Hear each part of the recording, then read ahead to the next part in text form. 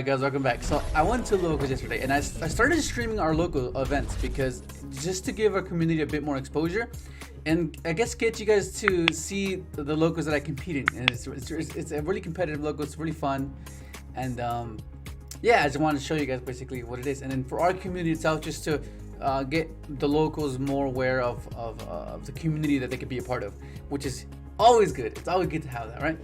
So anyways, okay, so as I got to the event, I was initially meant to be playing dinos, but the deck was not constructed. I was missing a few cards and I was waiting for my friend to get there. So I was like, while setting up the stream and then waiting for my friend to get there, I was like, oh, I'll just play solid. It's built already and I've been testing it all month, so it should be fine. So I ended up playing solid. Okay, so let's go ahead and play. It's if you saw the previous builds, it's similar except I added 3 more cards to it. Okay, so these are going to be your main normal summons, which is going to be Buffalo and Foxies. So okay, so the reason why I was playing Debug before, right? Like as I mentioned in the previous videos, if you haven't seen that video before, I was playing Debug. I love Debug. I thought it's always been an amazing card for the deck, and I've always played it. I used to play 3 this, 3 Debug, 3 this, so that was like 9 normal summons, right? So I wanted to test it out without it and to see how the deck would perform without Debug, and and rely solely on these particular normal summons. And it surprised me, and I was impressed by how well it did. So I ended up just keeping it like this, because like you would much rather opening up Buffalo and Foxy with these in hand than opening up Debug with any of these in hand, because it doesn't really do anything for you unless you have Silent Mining. But by then it's like it puts you in weird positions, because it gives you consistency, but it gives you these awkward scenarios that you don't really want to waste your relink on a Veil. And sometimes that's what you're gonna have to do if you want to trigger the Gazelle. So I would just rather avoid that and then just play this, because like if you open up this and any of this, that's really good, because that's how you win the majority of your games, because you have access to these, right? That's how you put pressure on your opponent, right? And Debug and these, it was just conflicting quite a bit.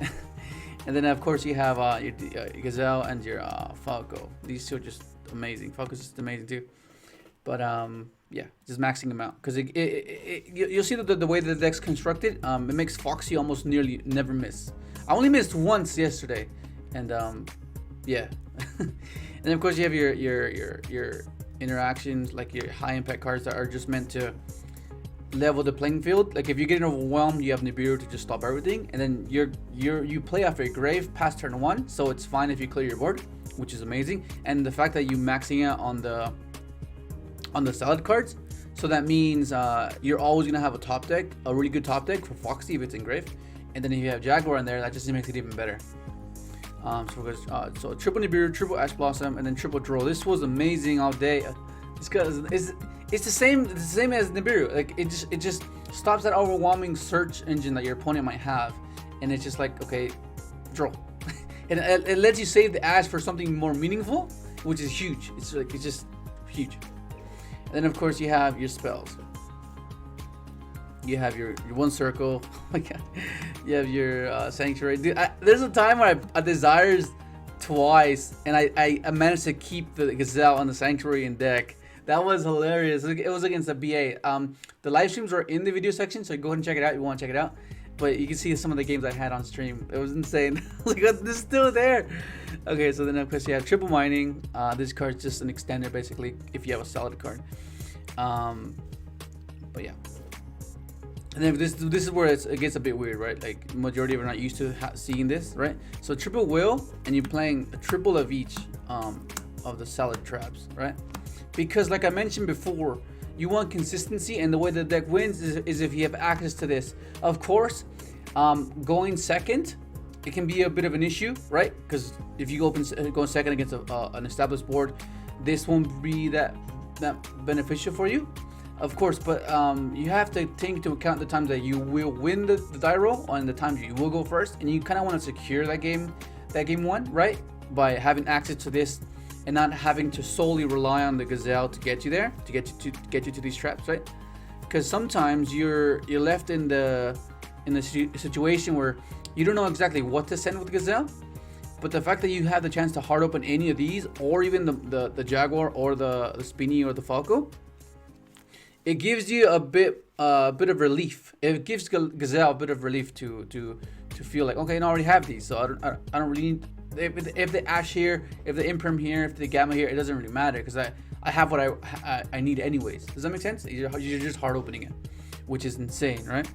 And having like these discard off mining is insane, and having any top deck, like being able to top deck any of these while you've established your Foxy and your Jaguar Engrave after you had to kind of Nibiru yourself, then or Torrential yourself, because I'm playing Torrential, then you can be sure that you can through statistics, right? You'll be able to top deck a card and fulfill what your deck's meant to be doing, which is keep recurring the monsters in the graveyard. So you're playing off your hand, yeah, but your majority after turn 1, you're utilizing your grave as your hand basically, which is how the deck thrives. Then of course you have a triple torrential. This was a last minute addition, right? I wasn't playing this at first, but then I ended up just playing it. But I'm so glad I did. It was just so good because okay, so the purpose of torrential tribute, it's basically when you attempt to make a push, right? When you attempt to make a push and establish yourself, and you get hindered and you get stopped, right? Then your contingency plans would be this: you just set this, and then you pass, and then you disrupt their push, right? And as I mentioned before, you're already going to be establishing your resources in your grave, so you can easily just attempt the second push that way. And that's basically the sole purpose of Torrent Tribute. And the good thing about this as well, as synergy with Mailings, because Mailings can protect your cards, so your cards won't be destroyed, which is insane. But yeah, that's the main deck, dude. The main deck everything worked out perfectly. Yeah. And then we go to the, if you want any of these sleeves, the link is in the description. You can literally get any image you want, and it's just really good. And the fact that you can double sleeve, which makes it way better, because that means those sleeves will last longer, and they're really good quality as well. And then use my promo code, you get 10% off, and you get custom playmats, custom sleeves. It's pretty good. They're really good. They're really good.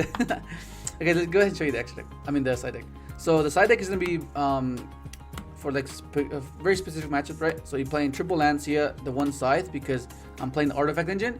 The artifact engine is just amazing because it stops. It's basically the same thing. It just, when you have your setup, your rage and your roar, right? You don't really want to be wasting this on like on a particular set of sequences that your opponent's trying to like set up. You want to just be like, okay, no, you cut you off right away. Either Nibiru, Droll, and this does that, and then it just makes these even more impactful because you can actually do it at the right I guess at the right choke point, you know, because you know that they can't search, you know they can't summon from the extra deck, so like it makes it easier for you to anticipate, which is huge. And then I'm playing Dusters, because just Dusters it's just amazing. And then you play triple Dark Ruler for when you go second, right? Just clear the board, like just negate everything on the field, and then just go for access code OTK or something, or not OTK, but like just clear the board. And then of course you have Pure Order. Your order is just order when you go first, and then Sanctum, it gets you any of these guys. And then of course you have Evenly Match. This and this together is insane, dude. this Dark with them, and then just evenly them, and it's basically over.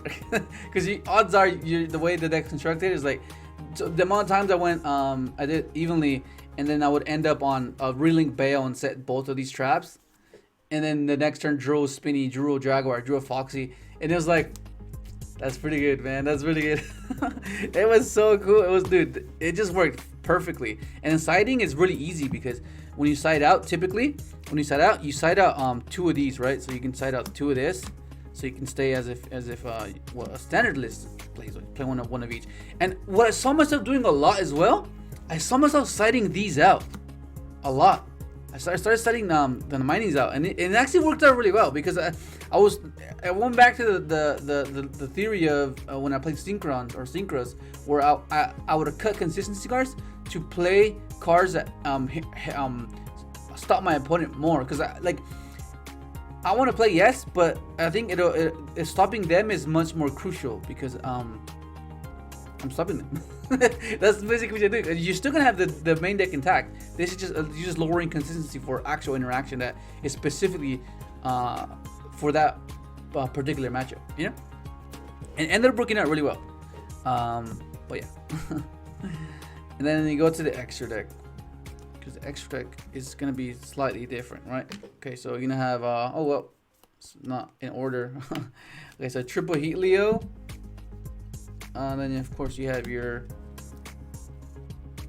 triple Wolf. This is unorganized. I apologize. Triple Balinks, right? Because that's just standard.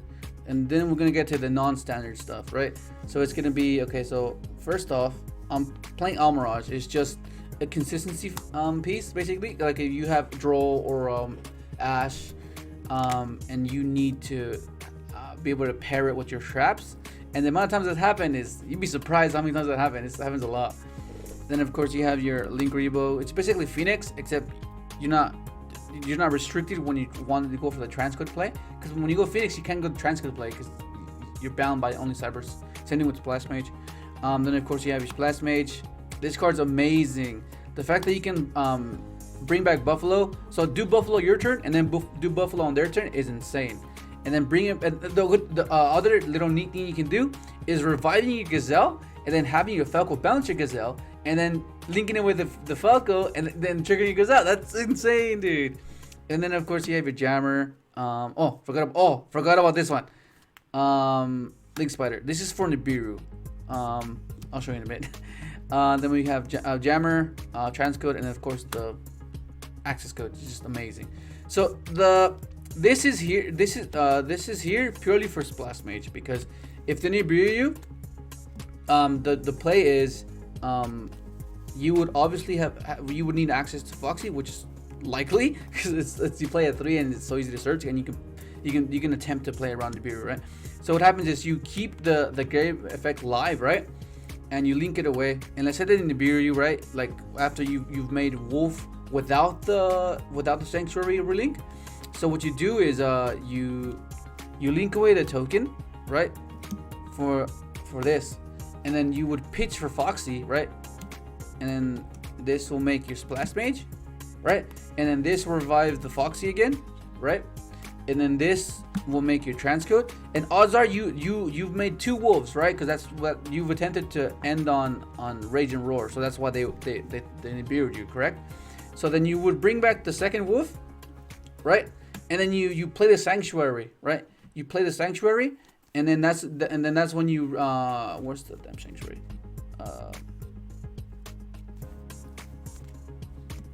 Here it is. So then you play the Sanctuary, right? And then you relink that wolf for the third wolf, and then you're still left with the setup you were intending to do. But yeah, that's how cool is that? That's pretty cool. Like that play comes up so often that I ended up sticking with it because it did happen a lot, like a lot. And if you play Exceed, Parallel Exceed, it's even better for you because you play Parallel Exceed. That means you can do that board, and then you go, okay, it's fine, make this Parallel Exceed, slow roll it, and just anticipate the Nibiru. But